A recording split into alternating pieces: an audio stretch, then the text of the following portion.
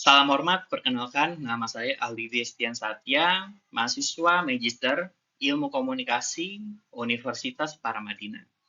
Pada kesempatan kali ini saya akan melengkapi tugas ujian tengah semester mata kuliah Komunikasi Politik di Era Digital dengan dosen pengampu Bapak Wahyu Utama, PhD.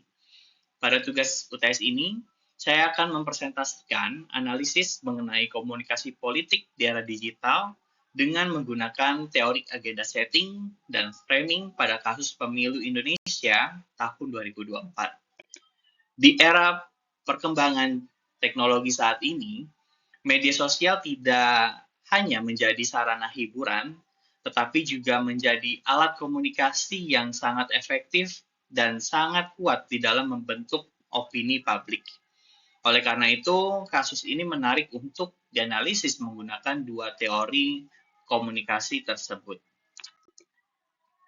Kita melihat gambar di slide tersebut, perkembangan media digital telah mengubah cara politik dikomunikasikan kepada masyarakat.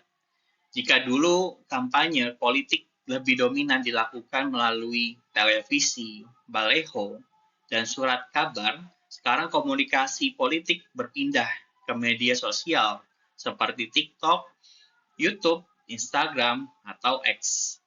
Media sosial memungkinkan pesan politik disampaikan secara cepat, singkat, dan juga mudah viral.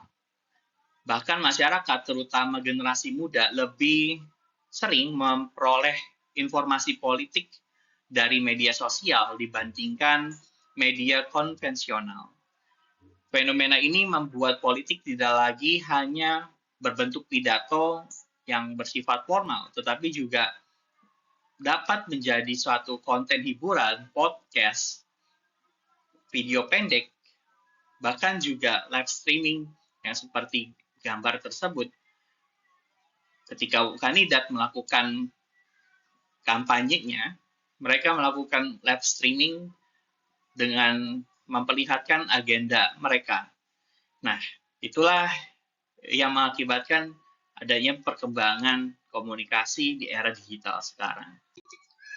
Nah, maka pada presentasi ini akan membahas 3 rumusan masalah bagaimana teori agenda setting bekerja dalam komunikasi politik digital, kemudian bagaimana framing media membentuk persepsi publik terhadap kandidat, dan apa dampak media sosial terhadap opini masyarakat pada pemilu 2024.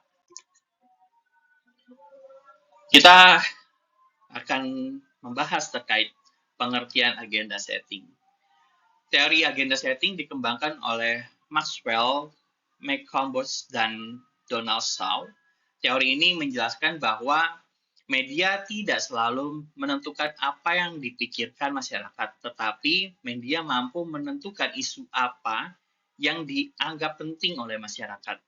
Artinya ketika media terus-menerus memberitakan suatu isu, maka masyarakat akan menganggap isu tersebut penting dan butuh menjadi perhatian utama.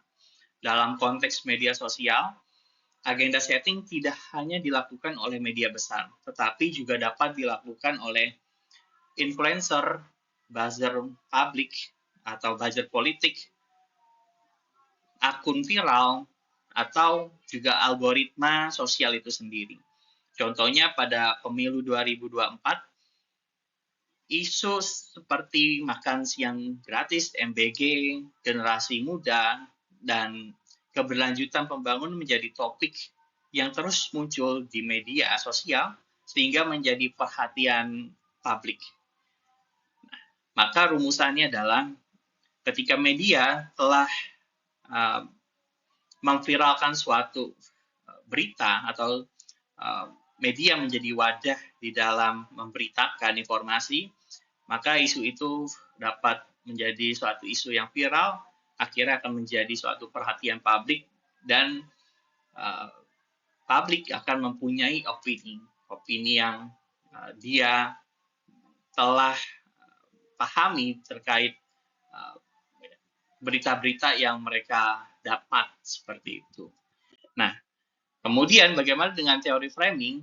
Selanjutnya teori framing yang dikembangkan oleh Robert Putnam. Nah, teori framing merupakan cara media membingkai atau menampilkan suatu realitas dari sudut pandang tertentu. Peristiwa yang sama bisa dipersepsikan berbeda tergantung bagaimana media itu menyajikan. Misalnya, seorang kandidat politik dapat dibingkai sebagai sosok yang sederhana, merakyat oleh pendukungnya. Namun, di sisi lain, lawan politik dapat membingkai kandidat tersebut sebagai sosok yang penuh dengan pencitraan atau punya terlalu kepentingan politik pribadinya. Nah, jadi teori framing sangat berpengaruh terhadap cara masyarakat memahami suatu isu politik maupun tokoh politik. Bergambar dari kasus pemilu di tahun 2024, pada pemilu tersebut media sosial menjadi area utama komunikasi politik. Kandidat politik aktif menggunakan TikTok, YouTube, Instagram, dan podcast untuk menjangkau masyarakat terutama generasi muda. Konten kampanye dibuat lebih ringan dan energik, seperti video pendek, joget politik, vlog kegiatan sehari-hari, dan juga potongan debat yang dibuat viral. Nah, selain itu, influencer dan buzzer politik juga memiliki peran yang sangat penting dan sangat besar di dalam menyampaikan atau menyebarkan narasi politik tersebut. Nah, fenomena ini menunjukkan bahwa politik di era digital semakin bergantung pada popularitas media sosial dan kemampuan menciptakan viralitas. Kemudian, analisis agenda setting. Jika dianalisis menggunakan teori agenda setting, terlihat bahwa media sosial berhasil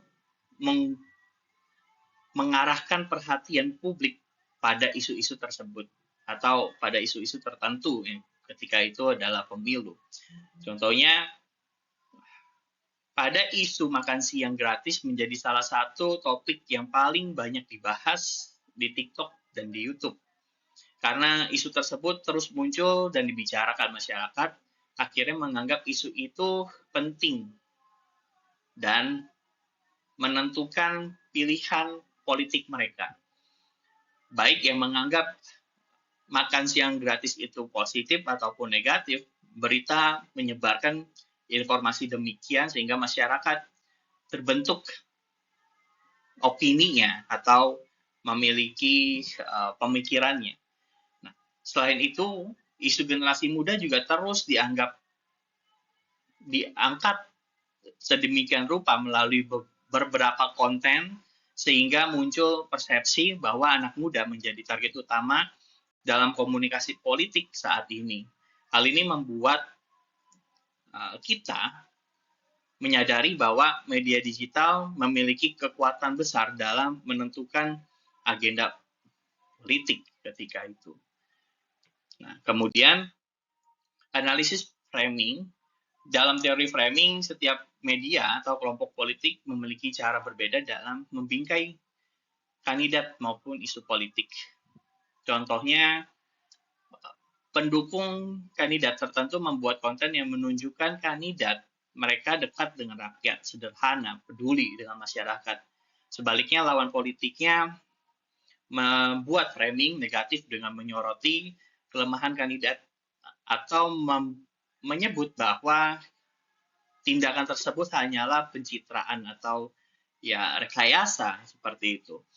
Potongan video debat juga sering dipilih dalam dan dipotong sedemikian rupa untuk membentuk persepsi tertentu di masyarakat.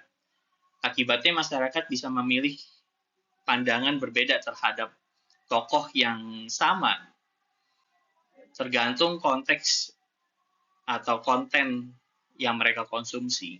Nah, seperti pada saat kampanye calon presiden 2024, saat itu Prabowo muncul dengan menggambarkan sosok yang santai, berjiwa besar, atau berjiwa muda, terus ceria, dan juga dikemas dengan joget goyang gemoynya.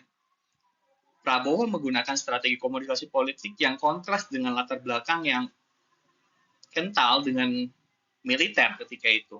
Pendekatan ini sangat efektif untuk mendisrupsi narasi politik masa lalu dan meminimalisir sentimen negatif dengan menonjolkan pesona yang menghibur. Analisis dari beberapa studi komunikasi juga menunjukkan adanya perdebatan respon terhadap strategi ini. Media nasional cenderung melihatnya sebagai strategi adaptasi modern untuk merangkul pemilihnya, sementara media internasional kerap menyoroti bagaimana cara itu digunakan untuk menutupi rekam jejak di masa lalu. Nah, selanjutnya peran algoritma media sosial.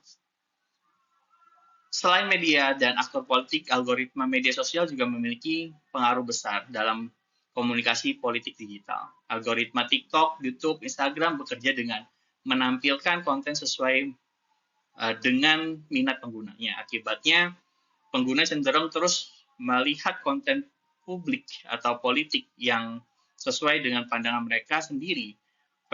Fenomena ini disebut echo chamber.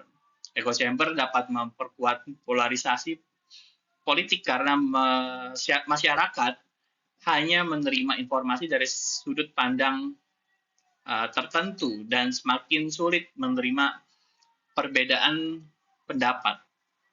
Nah, demikian media sosial tidak hanya menjadi alat komunikasi, tetapi juga menjadi aktor penting yang mengatur distribusi informasi. Dampaknya bagi masyarakat, dampak positif politik lebih dekat dengan generasi muda, partisipasi politik meningkat, namun negatifnya akan muncul hoax atau polarisasi, disinformasi, pencitraan publik lebih dominan dibandingkan dengan substansi dari program-program yang dilakukannya. Nah, kesimpulannya berdasarkan analisa yang telah dipaparkan, maka agenda setting membentuk isu tertentu menjadi fokus perhatian publik. Framing membentuk cara pandang memahami kandidat isu politik. Media sosial memiliki pengaruh besar dalam komunikasi politik modern. Era digital membuat opini publik lebih mudah dipengaruhi oleh viralitas dan algoritma. Nah, sehingga memang di era sekarang penting untuk kita di dalam menggunakan media sosial harus kritis dan juga bijak dalam menerima informasi politik. Demikian presentasi yang dapat saya sampaikan, semoga dapat bermanfaat. Mohon maaf bila ada kesalahan di dalam kata, semoga dapat berkenan. Saya ucapkan terima kasih.